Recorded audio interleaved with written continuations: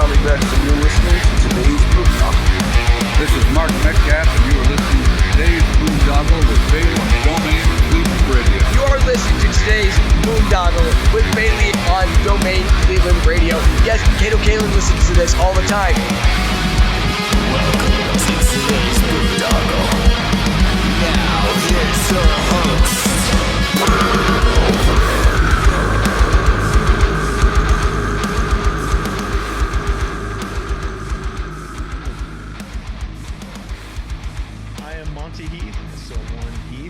Incarceration, America's rock, metal, and tattoo festival with Slipknot. Falling in Reverse, Five Finger Death Punch. Plus Marilyn Manson, 3 Days Grace, Beartooth, Knocked Loose, Lamb of God, Parkway Drive, I Prevail, In This Moment, and so many more. Report to the Ohio State Reformatory on July 18th through 20th, 2025 to face your sentencing. 3 days of rock, tattoos, and the return of the Haunted Blood Prison. Passes for Incarceration are on sale now at incarceration.com. Zombified. Bailey with today's Boondoggle, and I'm here with a fellow Navy veteran who's got a story I can't wait to hear about. The Devil Doc here, as it says on his shirt, Shannon Book. What's going on, brother? What's up, man? It's another beautiful day in the world, son. Oh yeah. You just turn off the news and actually go step foot out in the grass. Yep. Barefoot. Get a little grounding going on. Yeah. Get back to real life instead of bullshit politics and trash. Exactly. Yeah, man. Absolutely. But usually when I have people on for the first time, I want to get a quick background. So when you were a kid, do you remember originally what you wanted to do when you grew up? Oh, man, there were so many things. There were so many things I wanted to do when I was a kid. I wanted to be a hunter. I wanted to be a fisherman. I wanted to be a football star. I wanted to be everything, man. And then I think at some point I got into music, and I was really interested in music. And I was in fifth grade. Fifth grade, they offered elementary band. And in fifth grade, I decided that I was going to go join the band because I got bored sitting in a classroom. So I went to the elementary band room and picked out a saxophone, and that was the end of everything. Like, I just became a musician after that, and it became my drive. It became everything. I mean, I still played football and I did all those cool things, and whatever, but like music was pretty much, I think music is what kept me alive as a teenager. That makes sense, because most of us back when I was a kid, I'm 50, so I was raised in the 70s and 80s and 90s, and I didn't become an adult until I was in the 90s. And so when all of that shit happened, like, we were raised like feral dogs, man. I don't know about you, but I was raised pretty much like a feral dog. And it wasn't bad. That's not what I'm trying to say. And please don't take that the wrong way. My mom and dad had to work their asses off to take care of us, because it was probably one of the darkest times in America. I mean, I don't necessarily want to get into politics, but Jimmy Carter wasn't the greatest president in the world either. So that time period was jacked up for all kinds of people too. And we don't talk about our past. We just talk about what's going on right now. We're all reacting to stupid shit, but I digress. That being said, so music was part of my soul. It just became part of my soul, and it was I truly, to this day, I truly feel like God gave me that gift to talk to people. Yeah. I feel like he gave me that gift because he needed me to do something for him. And whatever that is, I just kind of keep my ear open and wait for him to tell me. And when was it that you decided that you wanted to be a service to your country? Oh man, that's funny. So my grandfather, both my grandfathers, served.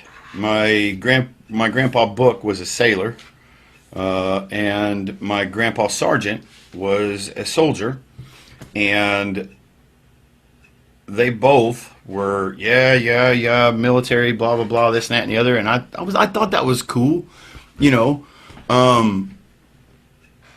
But then,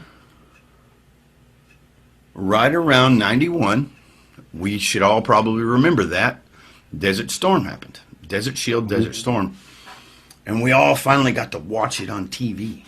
Everybody got to watch it. Because there was only 4 channels. It's not like that was hard to find. Yeah. It was 4 channels, not 735,000. 4 channels. We watched it. Everybody watched it. And I watched it, and I was like, man, that's what this country's about.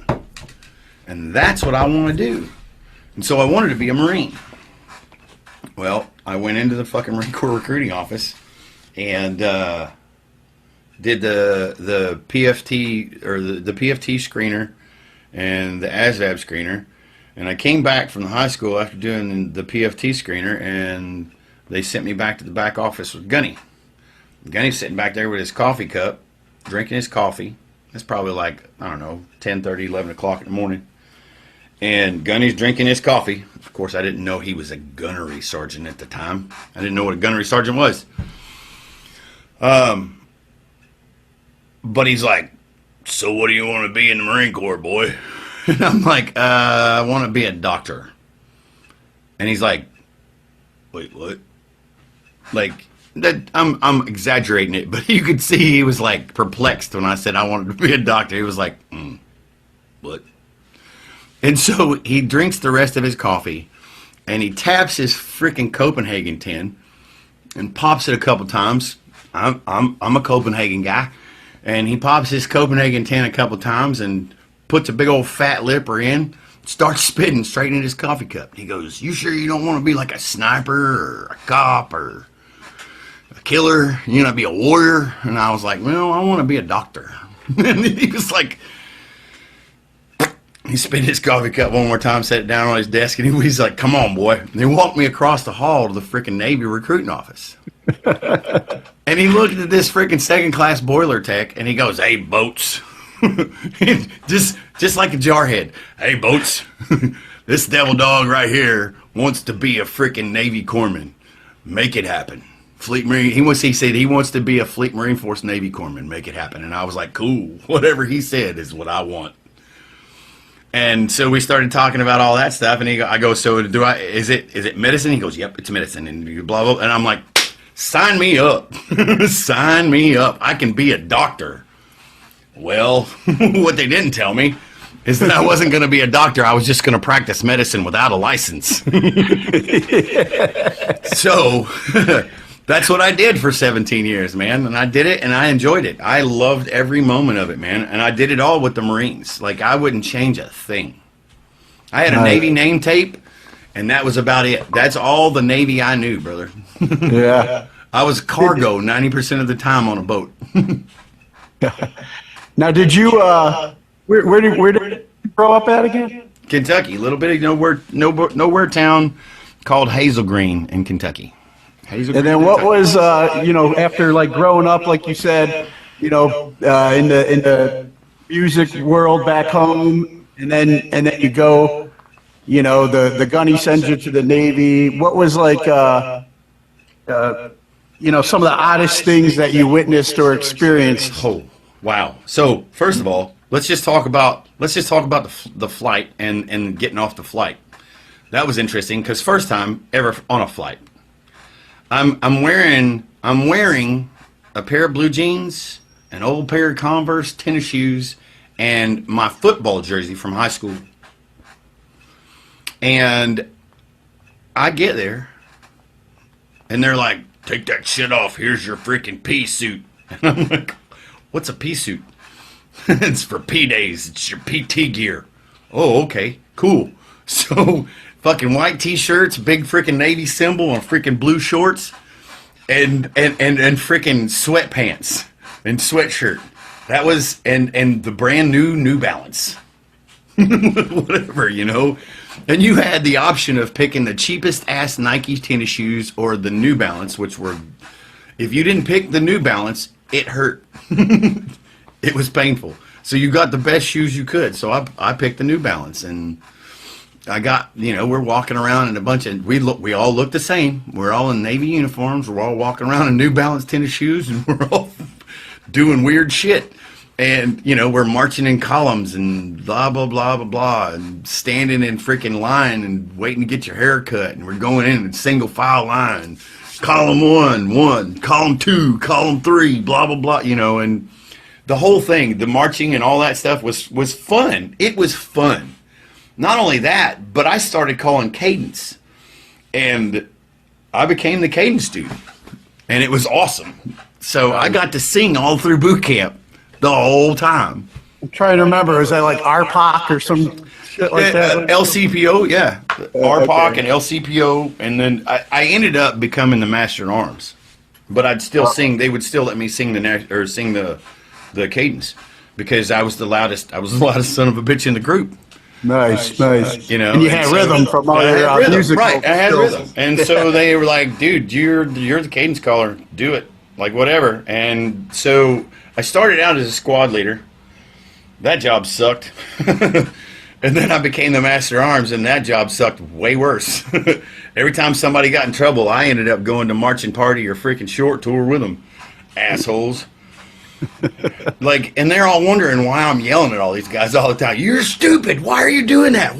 Don't do that shit. Shut up. Be quiet. And then the whole time, you're an asshole. Well, you're a dick because we're going to marching party. Yeah. Like we're going to marching party because you couldn't shut up.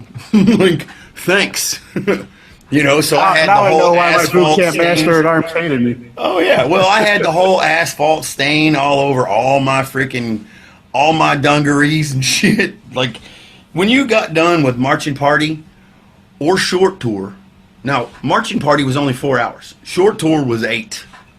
Marching party started at 1800, and you had to march there, double time, and it was probably from 162, or 163, we were 163, from 163 to where the SEALs beat our ass for 4 hours. Was almost a mile. So we had to double time, and boondockers, not the sissy ass boots they wear nowadays. Like boondockers weigh damn near freaking 15 pounds a piece. I don't give a shit who you are. Yeah, I was in boot camp in '92, so you know exactly what I'm talking about. Exactly what you're talking about. Those steel-toed boondockers were not fucking light, bro. At all. They were heavy. And those freaking, I'm going to tell you right now, running in bell bottoms ain't fun either. No, not at all. Because it creates a shit ton of drag. Yep. So, when you get to the Marine Corps, you learn about ounces equals pounds and pounds equals pain. But nobody tells you about freaking sales and shit and how you have to fight drag and do shit like that. So, but... Yeah. Long story short, 4 hours of getting your ass beat by a bunch of SEALs who are just having a good day is not fun. Yeah. And short tour was 8 hours with a freaking shiny pot on your head and a freaking M14 rifle doing shit like this all day for 8 hours. And I was livid 9 times out of 10. I was livid every day. Somebody did something. And after you got through boot camp and that training, then you had to go to corpsman school. Yep. And I went to Corps school in San Diego. I want to go back real quick. We had this guy named Mike in boot camp. And in San Diego, we're right next door to MCRD, San Diego. Right. So, and this was back before San Diego disappeared. So, NTC, RTC San Diego was right there in like Point Loma, Mission Beach area. So we were right there next to MCRD, where MCRD is still today. And this guy, Mike, was shift back. He is set back from 4 companies already. And so he was trying to get out. He was trying to get kicked out. Well, he went AWOL on my watch. I had no idea. I was just on watch, roving the barracks, blah, blah, blah, blah, blah, checking for dust bunnies and shit like you're supposed to do on roving watch. And I thought maybe he was in the bathroom or whatever. I didn't necessarily catch his rack empty. Of course, he had kind of stuffed it, so it didn't look like it was, But anyway, so this guy leaves. And in the middle of my fucking 2-hour watch, I hear on the freaking hatch door. And I run to the hatch door. It's like 2:30 in the morning. I get to the hatch door and I open the hatch door, and that was my first experience with Marines ever, besides the recruiting office. And this son of a bitch sounded like he had a freaking bottle of glass in his throat.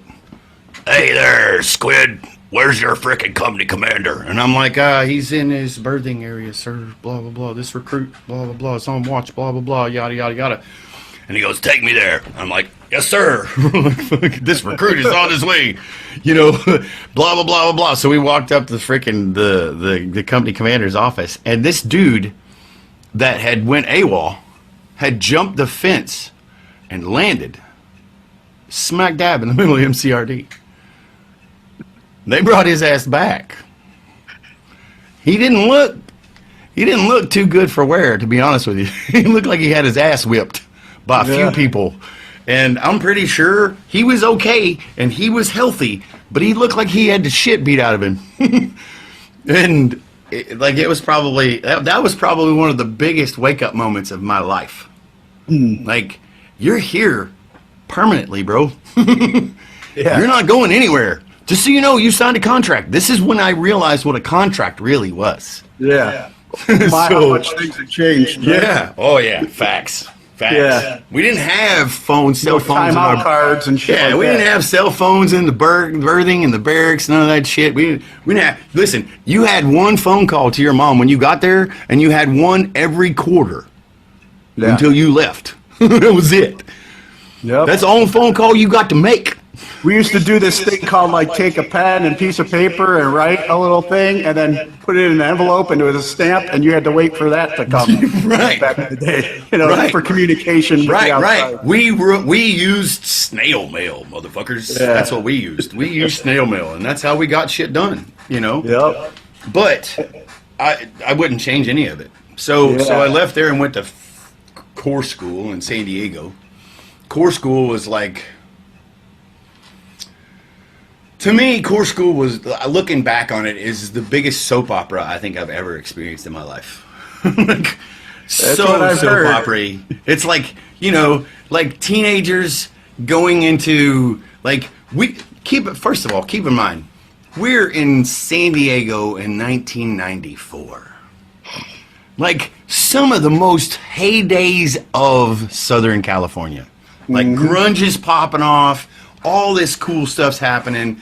Movies are being made downtown in the gas lamp. All this stuff is happening in downtown San Diego. So I'm in San Diego, and all these teenagers who are from the Midwest, who've never seen the ocean, who've never seen, I don't know, a movie star or a rock star or any of that stuff. I'm now sitting in the middle of a cultural center in San Diego. And all of this is going on, and it's like all these teenagers are just like still in high school. And I was just as bad. I was just as bad.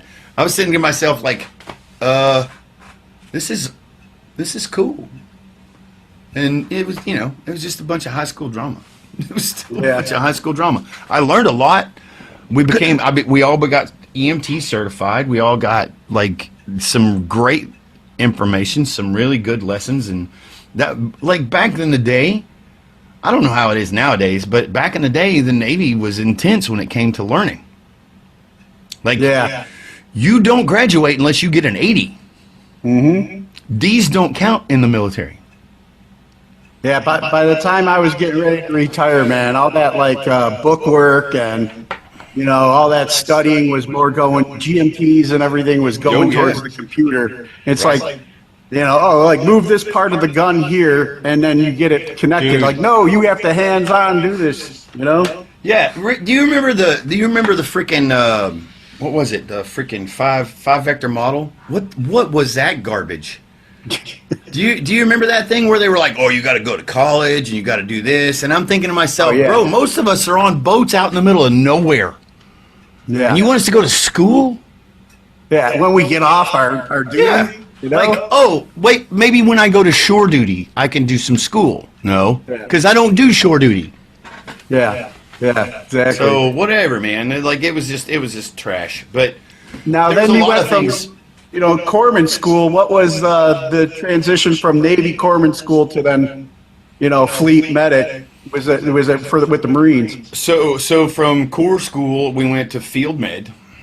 I didn't go directly to field med. I went to, instead of going directly to field med, I worked at the San Diego Medical Center, Balboa Hospital.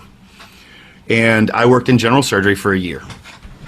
And I got to do some really cool stuff. I did OJT freaking surgical tech. I did all kinds of cool stuff. I did endoscopy. I've driven some scopes. I've done some really cool stuff there as a young man, 19, 20 years old. And from there, I left there. Again, still, it's basically like a freaking high school drama. I go to work and it's like an episode of Friends. Oh my God, somebody's got my smelly cat. Oh, shut up. But it was a good life lesson. I was married at that point, and it wasn't really a good relationship. Like I wanted it to be the best relationship in the world, but it just wasn't. It was me giving everything and not receiving anything in return. So that relationship ended. At the end of that enlistment, because she told me that if I re-enlisted, that she'd be done. Well, she was done in like 6 months anyway and kind of left me in a lurch in the middle of South Carolina. That being said, I met my second wife. Yep, true story. You never had a veteran tell you this kind of story, have you? Of course you have. Of course you have. They all sound the same. So met my second wife, fell in love with her. Everything was amazing. Everything was amazing. I was a little broken because of my previous marriage, and I was not the best man in the world. But I wanted to be because I believed in what our relationship was. And then, whatever. Long story short. Combat happens. I go to dive school. 9/11 happens. I got into some trouble at dive school, and 9/11 happened, and then I just kind of left dive school. And when I left dive school, I went back to 1st Marine Division. And when I got back to 1st Marine Division, guess what kicked off? OIF-1. So we went as the 15th MEU to the invasion of Iraq in 2003. So that is where all that led. Yeah. Lots and lots of stories. Now, I definitely will roll back to this because we have a mutual friend that you got to serve with. But Buddy Lee Daubertine. yep. Well, I mean, we'll just go with it right now. Like, where did you and Buddy Lee connect then? Was it on that deployment? Nope. So Buddy Lee and I actually, Buddy Lee probably came into the aid station once or twice, and he was a Fox Company Marine, and I did some stuff with Fox and whatever. But there was a moment when we came back from OIF-1 where we took the first cross to the top of microwave. Our chaplain at the time, Scott, decided that he was going to build this cross out of railroad ties, and that we were going to take it to the top of Microwave Peak and set it in place. And so there were 7 of us.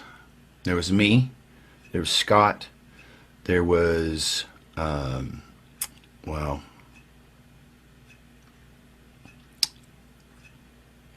there's me, Scott, Jason, Buddy Lee, Zerhide, oh wow, Doug Zimbeck, and wow, man, why can I not think of his name? I know his name, and it rings in my head all the time, and for right now I can't find it. Anyway, so there were 7 of us that went up the hill. Yeah. 3 officers and 4 enlisted. We carried that cross to the top of that hill at like 6 o'clock in the morning. The sun had just peeked across the top of the hill. And we got up there and we stood it up just before colors. Mm. And we put it in the ground and we stood at attention in front of that cross for colors. And then that's the first time I ever hung out with Buddy Lee for a long period of time. And there are 3 of those guys that are no longer here. Mm. And shortly after that, in 2010 I think was when the fires were going out there in freaking California, 2010 or 11. They finally got the fires out, and that cross had been burnt to the ground. Mm. So Scott decided that we're going to do another one, and he Cerakoted it, and he covered it, and he made it fireproof, fire resistant. He also painted it digital cami, put a blood stripe on it, and put freaking Mendoza's. That's it. Whew, Ray Mendoza. Wow, that was painful. And he put Ray Mendoza's picture on it and his rank insignias and all that stuff. And we set it in the ground. And we took it up again with Mendoza's wife and son and 3 other Marines and sailors. And there were 6 of us that took it up this last time. And we put it in the ground again. And you know, so that was one of those moments where, like, we made history a couple of times, and I you know, I've really never really thought about all that. It's funny that we're sitting here talking about it, and I now just realize the first time ever that a personal memorial was ever put into a location. Wow. On a base without the commander's intent. We did that in 2003, and it's still standing. That whole hilltop is covered with crosses. No, wow. That whole hilltop is covered with crosses. San Mateo is the same thing. There's a bunch of crosses out there in San Mateo, and so we started the trend. We're going to remember our brothers, and that's just how this is going to be. And if you don't like it, you can kiss our ass. Yeah. And the base commander was perfectly fine with it. Of course, the base commander at the time happened to be John Mattis. So, we didn't care. Gotcha. And so, that being said, when all that stuff was going on, like, you know, we just wanted to go do our job, man. We just wanted to go do our job. That's all it was. So Now, that's when I met Buddy Lee Daubertine. yeah. So you met Buddy Lee the first time up there, and then you guys pretty much just stayed in contact, or is there another? Yeah, good I mean, we just worked together for that next year, and then I ended up transferring to the regiment, and I think he went to 3-1. I think he went to 3-1 or 1-1, one of those guys. And so I'm at the regiment, and I go back to Fallujah in 2004. I spent probably like 4 months at home. And well, I spent 3 months at home, and then I spent the last month in 29 Palms getting ready to go to the desert. So, and then we went back to Fallujah in 2004, and that was like living in hell on earth. Mm. Yeah, Fallujah Now in back to- 2004 was not fun. Yeah. Back to Buddy Lee. Now, did you guys, when you guys connected, did you both share that you were musicians as well? Did you connect on that I mean, level? we talked about all that stuff a lot. I mean, well, I say a lot. I mean, we had communications with each other, and we knew that we were both musicians. And we did a lot of that stuff, and it's a big organization. When you take a battalion of Marines, you're talking about 969 people. Yeah. 969 people for a whole one battalion. That's 4 companies. Technically, it's 1, 2, 3, 4. Yeah, it's 4 companies. So you have H&S company, you have whatever company starts with it, whether it's Alpha Bravo Charlie or Alpha Bravo Charlie and Delta, or so it's actually 5. I'm sorry. So ours was Echo Fox Golf, and then you have sniper platoon, you got a trailers platoon, you've got a fast platoon, there's all kinds of things that you have inside of that organization. So talking and hanging out with somebody all the time is not necessarily something that's easy. You know what I mean? But we did have communications. We did hang out a lot. So, we did the best we could. There was not a lot of time where we jammed and stuff, but like we knew what was going on. Gotcha. And then I want to ask, I always ask this question of veterans, as now being back in the civilian world and everything, what pet peeve do you have with civilians since transitioning out of the military? My biggest pet peeve is people not understanding how great this country truly is. To be completely honest with you. This country is the melting pot for the whole globe. Everybody comes here. Everybody comes here for our ideologies. Everybody comes here for how we live our life. Everybody comes here for the freedom. Because whether you realize this or not, yeah, there are a lot of different free countries in the world, but they're not all completely free. And there are a lot of second and third world countries that aren't free at all.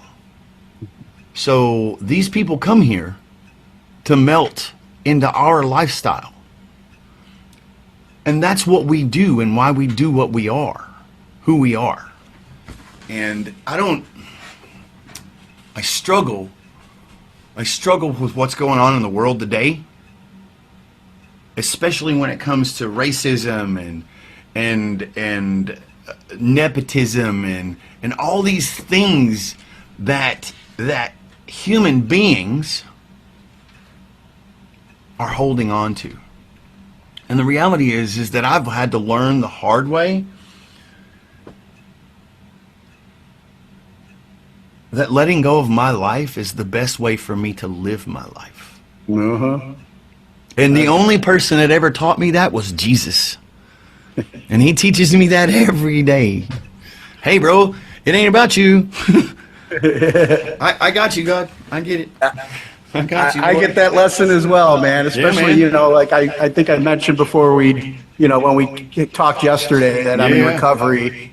And, I try and work the steps and Jesus is my higher power, Dude. But it's just like every morning it's like I look in the mirror and it's like Bill wants to run everything. Bill wants to run the show, and Bill messes everything up, man. So it's just like, and it's, we learned in the military, and then I've done some, sports outside or whatever. I used to wrestle. I've done some jujitsu. Right. It's just like, you don't submit, you don't quit. No.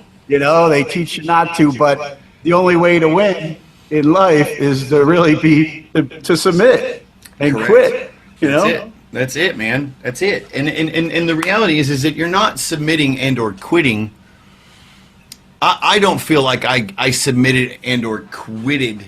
I quit just for my sheer happiness. I feel like I was directed to quit so that the better engine in the boat could take over.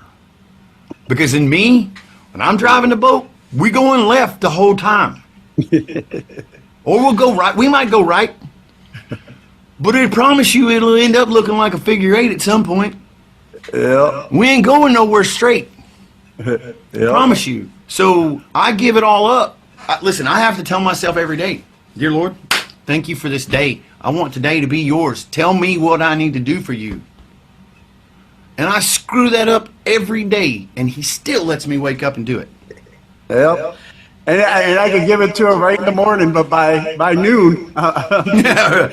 Why in the hell are you not doing what I asked you to do? Yeah, I know. I get it, brother. I got you. You're not wrong. And listen, it's a constant struggle for me too. It's a constant struggle because this dude is an alpha male. Always have been. Always will be. And promise you, it's a struggle.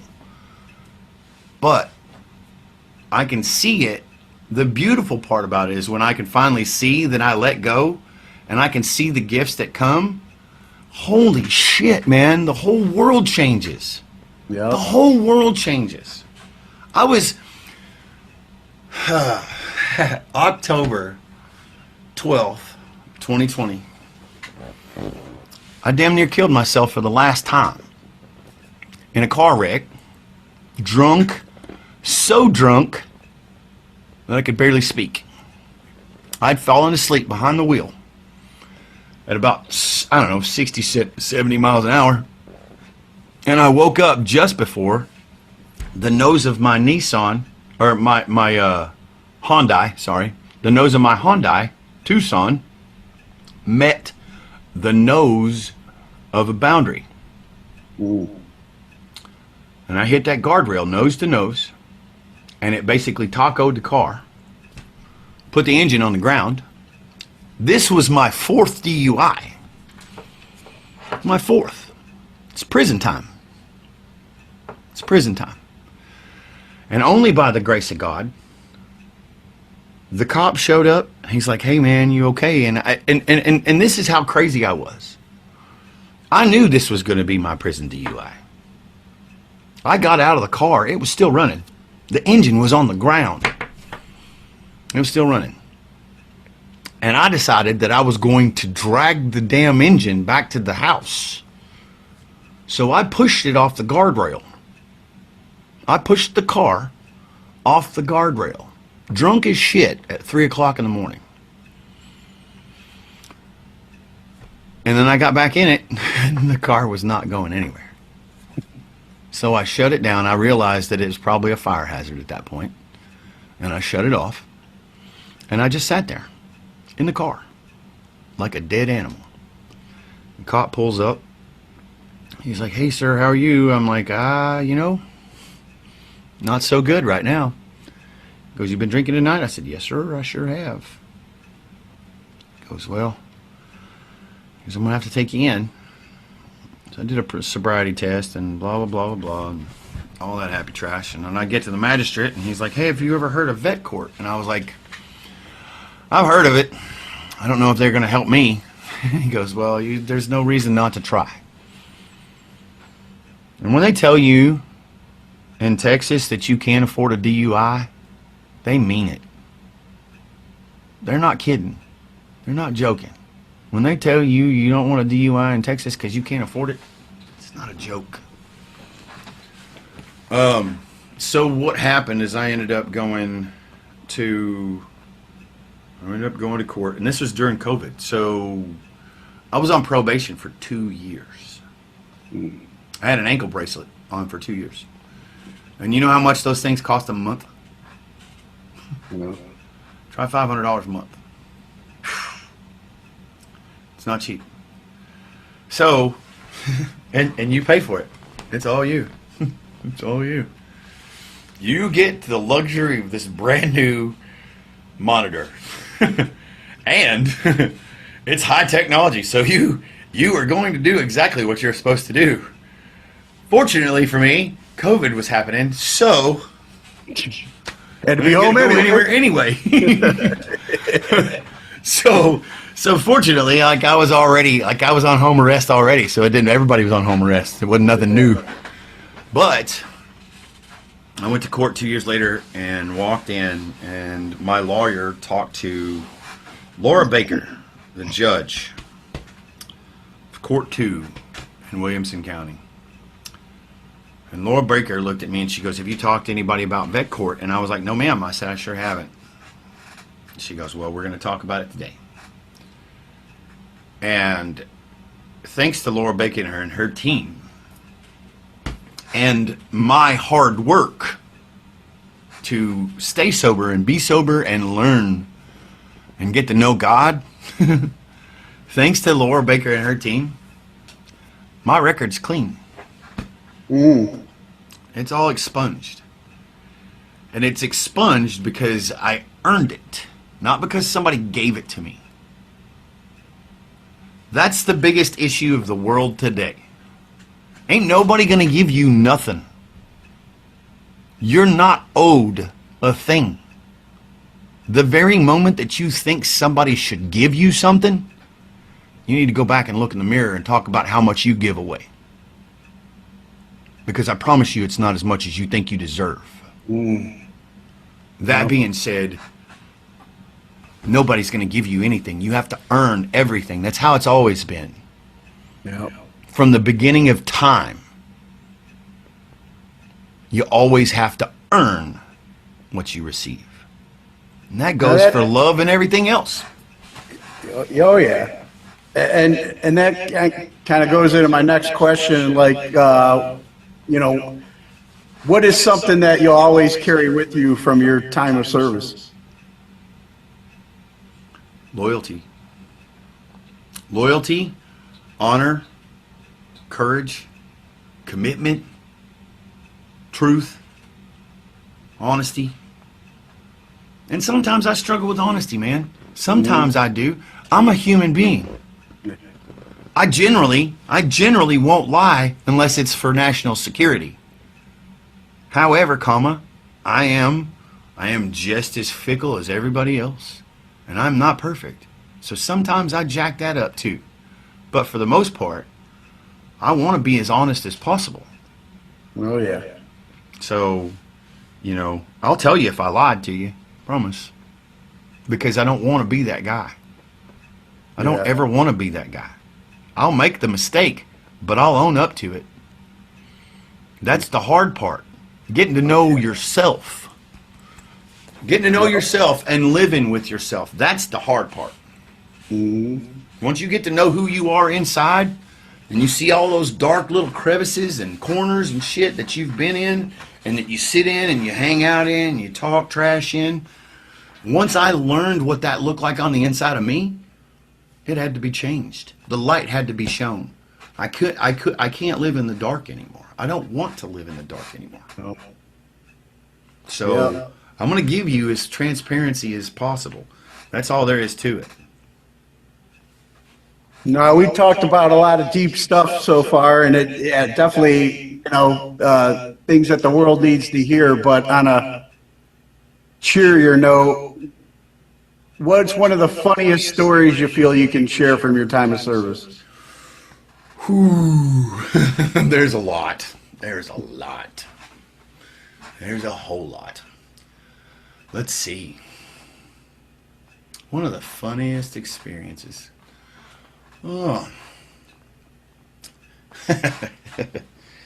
2004. Actually, it's the end of 2003. December or November. That's right. It's November. It's the Marine Corps birthday, 29 Palms.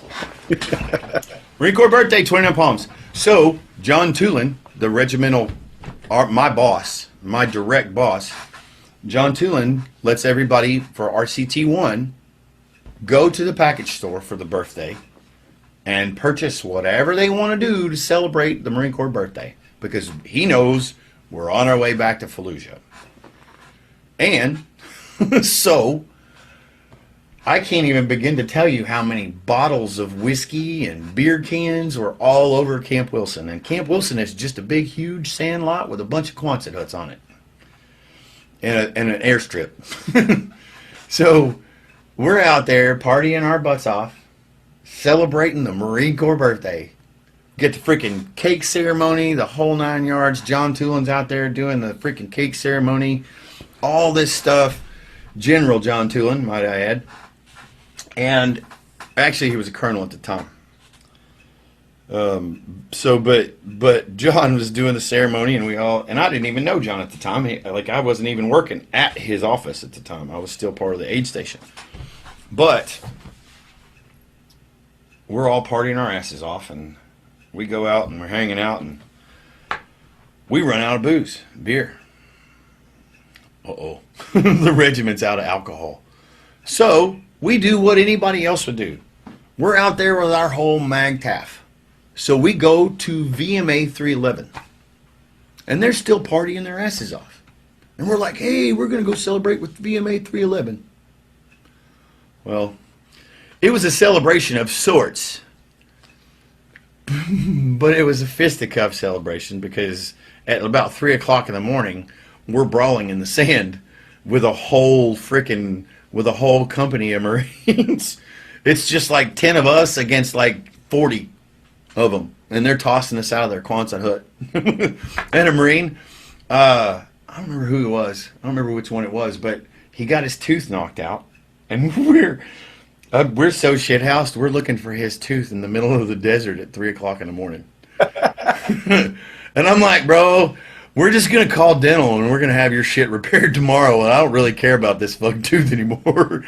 I got to go to bed, son. We got to get up and do some work tomorrow. This is going to be bad. And so he's like, all right, doc. So we went to bed. But yeah, that's probably one of the funnest moments of my life. And it's just, it's an attestant to like how the Marine Corps does business, man.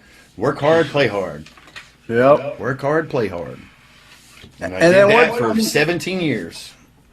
Yep. And then what is one of your greatest hopes for the country that you've been willing to give your life to? That they realize how good this country really is. That everybody on this continent realizes how amazing that flag is and what that flag stands for and why it stands for what it stands for. And the people that support that flag. And the people that go out every day to make sure it never falls. The cops, the EMTs, the paramedics, the firemen, the nurses, the doctors. The doctors can kiss my ass sometimes, but some of them are good. Some of them have a God complex and they can kiss my ass, but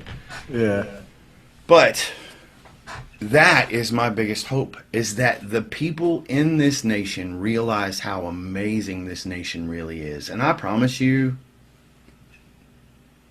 if you're going to give me, I'm going to say this, and I'm going to say this on your show, and I'm very sorry for saying this, but I'm going to say this. If you give me some sort of speech about how you've gone to a third world country and never been bothered, I'm just going to look at you and go, hey, I guess they've got a great security system set up around their all-inclusive party zone. Because I promise you, you walk outside of that, you're not going to come home. Get your shit straight. Get your shit straight. This country is the safest fucking place on the planet. Yep. Turn the propaganda machine off and actually get outside and talk to people. Go talk to people. Get life outside. Experience. Yeah. Get to know real people, not bullshit stories. Yep. That's the deal. And then I want to wrap up with the veteran questions. What can we do to break the stigma of mental health and PTSD? Man, hold on to your seat, Bill. Hold on to your seat, because I'm about to break open some freaking huge cans of something. You guys are warriors. Every one of you. I don't care if you worked in S1, and I don't care if you worked at the freaking ship store. I don't care if you cut hair. I don't care if you worked in freaking cash sales. You were all taught and trained to be warriors. And the fact that our country feels like they need to slap you on the back and give you a high five and tell you that they appreciate you, and then tell you that you're too dangerous. You don't need to listen to that. You keep your own shit in check. But you are a warrior. Don't let anybody take that shit away from you. Be a smart person. Be a good person. And just realize who you are. And not let anybody take that away from you. Get to know who you are as a human being. Learn to love yourself. That's how you grow. And then speaking of like other ways of like healing and growth, you have now I want to get back to your musical side and how just playing music has been part of your, I guess, personal journey in therapy, but also how you've been giving back with music. I want to talk a little bit about that. Yeah. I mean, listen, man, the reason that I do what I do, it ain't about fame and fortune. I don't give a shit about all that crap. I don't care. Listen, man, if you never say my name, I'm okay with that. But the things that I say to people, that's what matters to me. And if you hear me say something that catches your ear and it changes something in your life, I just want you to pass that on to somebody else. At the end of the day, that's really all I want.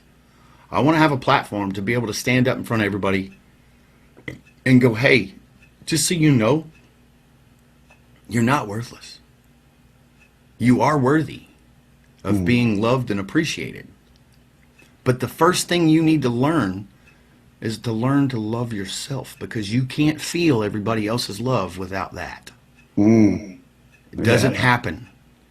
If you don't know love for yourself, you'll never feel the love that's all around you. That's the reality. I can tell you that from experience. Yeah. True story. Man, yeah, you're definitely hitting me with that one, dude. It's been another one of my battles and personal struggles, It's a constant battle, Bill. Like, I'll be honest with you, man. I can sit here and tell you that everything's hunky-dory. But it's not. Before I got on here, I had to deal with a couple phone calls that I didn't really want to deal with.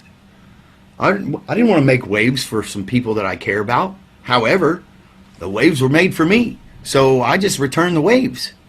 Kindly, tactfully, but I returned the waves. How are you going to know how I feel if I don't tell you? Exactly. And if I don't tell you, it's probably because I don't think you're willing to listen. And if you're not willing to listen, then that's how all this happens. We get so jammed up in our own lives because somebody doesn't have the time to listen to you. Well, guess what? No, why would you care? I'm going to be honest with you. I'm going to tell you how I feel no matter what you do. I'm going to tell you what's going on or what I see no matter what your response is. Because at least when I'm done saying what I've said, I've done my part. Yep. And if it fails after that, it ain't on me. I don't have to own it. Yeah. And when I don't own shit, if I don't have to own shit, I don't have to live in shit. Exactly.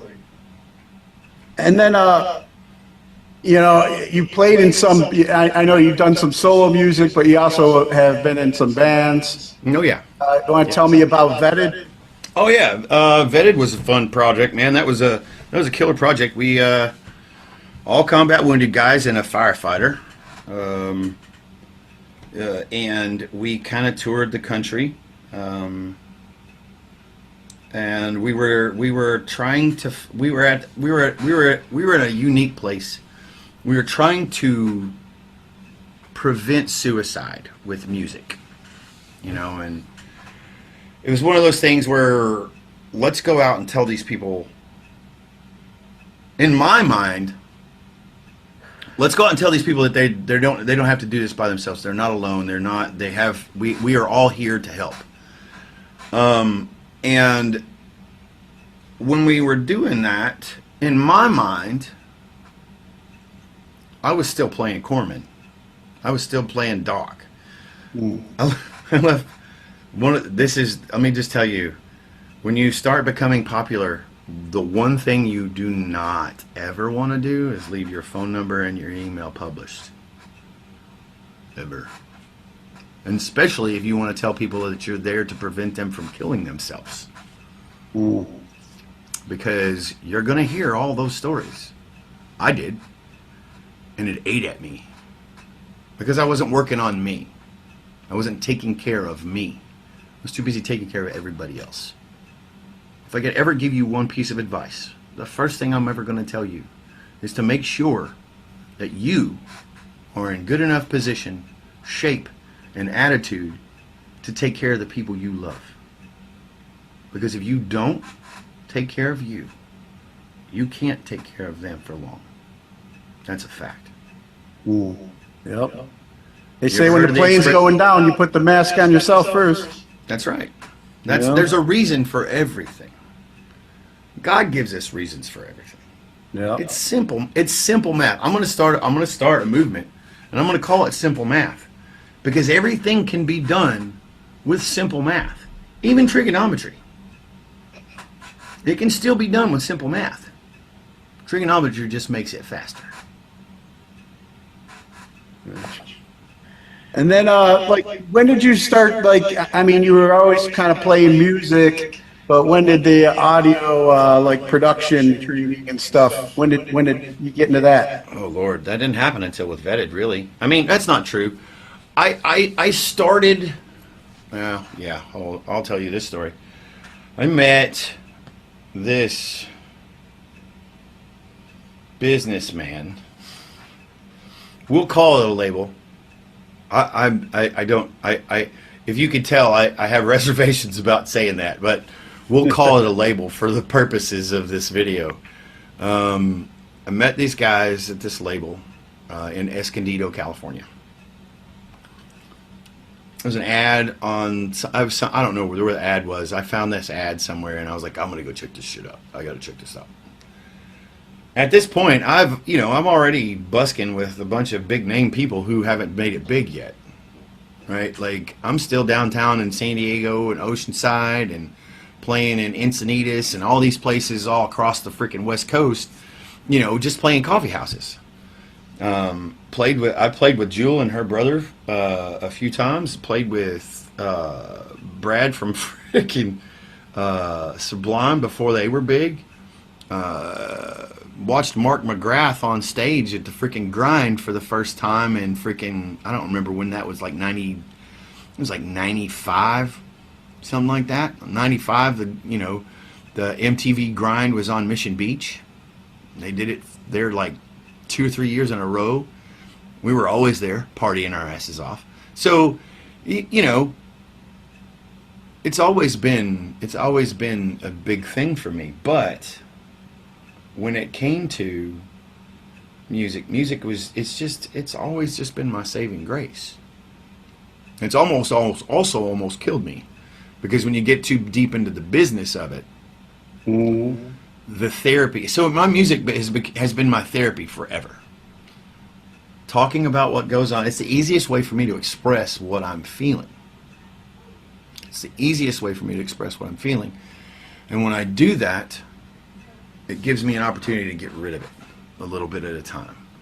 And when I do that, it became my therapy. But when it started becoming a business and a job, I have to balance the enjoyment with the work, because if I don't, it's no different than being unequally yoked in the Bible. And if I'm unequally yoked, what do? I turn left all day long. Or I turn right all day long. Or I do freaking figure eights and the infinity symbol.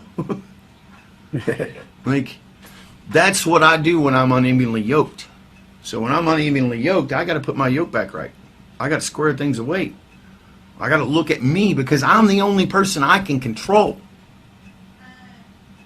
So I got to work on me to make things better for my life so the people around me can appreciate who I am as a human being. And if I don't do that, then I just become a toxic piece of shit like everybody else. I feel you there, man. I wanted to ask about your one single, and I think you kind of touched on it what we were just talking about, but Let Me Fix Myself. Oh. What's the message with that song? I was an angry person. I was just back from Fallujah, and I was an angry son of a bitch. And everybody wanted to tell me what I needed to do to work on me. They were all trying to, hey, you need to go to church. Hey, have you talked to a doctor? Hey, man, you want to come over and hang? No, I don't want any of that shit. I'm just angry because you don't understand what's going on in my world. And that was the worst thing for me to ever do. Because I had all these things standing around me that could have helped me so much faster. But I was so convinced that you could never experience what's going on in my soul that I didn't want to hear what you had to say. And that was the dumbest thing I've ever done in my life. Stop listening to people. Stop listening to people who actually truly cared about what I feel and what I think and how I am and what I do. I'll be honest with you. I don't, and this is going to sound so horrible. It's probably going to sound egotistical. I need people in my life. But I don't need people in my life that complicate it. And if you like to complicate things, I'm just going to love you from a distance. It's a fact. And you know why I can do that? Because I've learned my personal worth. And I've learned how much I deserve to be cared for. And I learned how much I truly love who I am. That's not ego. That's not ego. That's the id of ego. That's how you're supposed to live. You're supposed to live comfortable in your own skin. You're supposed to be happy with who you are, even when things are bad. So, if you don't like who you are, it ain't nobody's fault but your own. And you can still change that. But you have to change it. You have to want to change it. And you have to want to get to know who you are. You have to learn to love. I had to learn to love me. Yeah. And then when did your latest band, Deliberately Broken, start? When did we get started? Like, I've been trying to get Deliberately Broken up on the stage for a long time. So Deliberately Broken, I came up with that name so long ago. That was even before Vetted ever happened. And Deliberately Broken, the title of the band name came from being a service member and choosing to be a service member, being a volunteer service member. And to me, I chose to go do what I did and came back broken. So to me, I am deliberately broken. And so that's what that became. There's been several iterations of Deliberately Broken, all of which were awesome and all of which have helped me grow.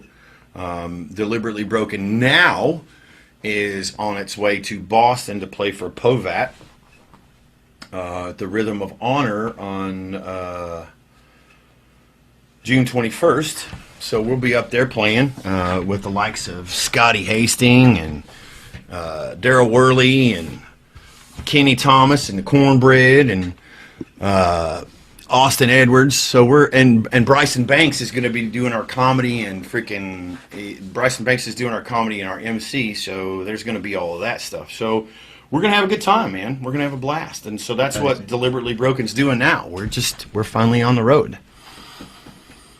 And then for like people out there that want to check out what is going on with Deliberately Broken, or even just your solo music and stuff, where would you send them? Right now, Deliberately Broken doesn't have a lot of stuff. We're just going to kind of start building that as we go.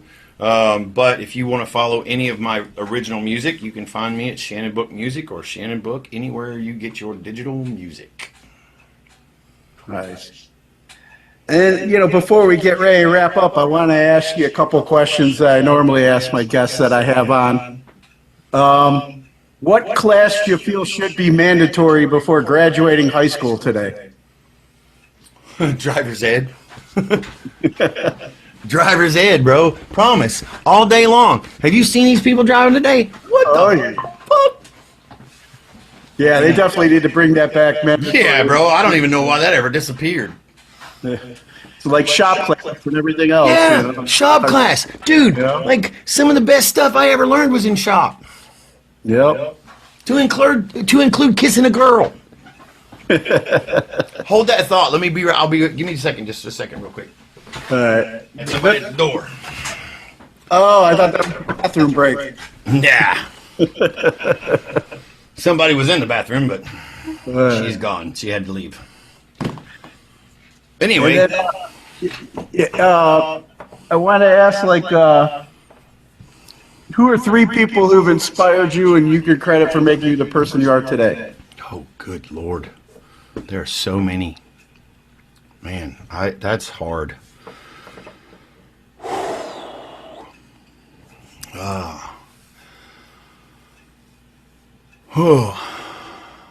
I'm going to say, man, that's tough. I'd say number one is probably John Book, my grandfather.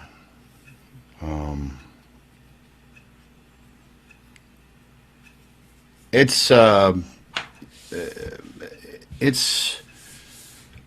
I would like to say my dad too. There are so many people I'd like to say, man. My dad, my mom, like there's so many freaking people that have made my life possible. But if I were going to give you three people, it would be my grandfather, John Book. Lord have mercy. A very good friend of mine, Jay Baker.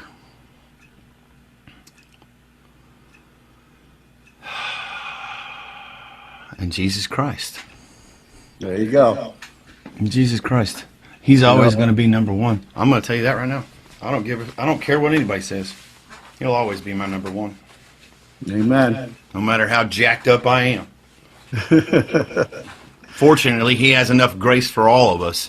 Yeah, that's what I'm saying, brother. Thank him for that. I do every morning, brother. I thank you for your grace today, Lord. Thank you so much. Thank you for letting me have another beautiful day. It could be like right now. It's overcast and wet and ugly outside, but I'm happy to be here, man. I'm happy to be here. I can smell the fresh air. I can smell the water on the grass. Those are the things we miss. Yeah. Those are the things we forget about, man. Mm-hmm. And when you ain't got it anymore. Yeah. What does it feel like on a boat when you're out in the middle of nowhere and all you can smell is salt water and diesel fuel? Mm. What does that feel like? I know what it feels like. You know what that feels like. Yeah. But there's not a lot of people that know what that feels like. Because they just run around the freaking roads and do all the things they do here. And they forget that the trees have a smell and that the grass has a smell. And the colors are just amazing. And we forget all that stuff, man. We forget all that stuff. And it was put here for us to enjoy. Mm-hmm. But we forget it. We forget it because life is too fast. Yep. And then any message that you have for our brothers and sisters currently serving overseas? Keep on rocking. Take care of the brother and sister to your left and your right. And come home. Because we're here for you. And I promise you, if I've got anything to say for it, we'll always make sure you're taken care of. Promise you that. Awesome. Shannon, man, thank you so much. for Thank you, the opportunity, and thanks for coming in the pitch with Zoom to help me out, man. Anytime, my friend. Anytime. I appreciate it. Ladies and gentlemen, today you are listening to today's Boondoggle podcast. And I am Shannon Book, singer-songwriter and former Navy Corpsman, Fleet Marine Force, Combat. Thank you for being here today. I don't know. Fuck. That's good. We'll cut and paste, like you said. Damn it. It's going to be like... I know, man. I mean, I've been complaining because I still got to start learning how to do all the video editing. So thanks for putting me to work. Appreciate it. You're welcome. I'm here for you. Well, thanks, Dude, brother. thanks for having me on today, man. Thanks for being here, and thanks for doing what you do. Thanks for talking to people about what we do and how we live our lives and who we are. Thanks for giving people insight to who we are as human beings. Thanks, man. Yeah, dude, it's been part of my healing journey, doing this. So Everybody knows what. Well, if you don't know what boondoggle is, it's just shit talking. It's just talking trash. it's funny because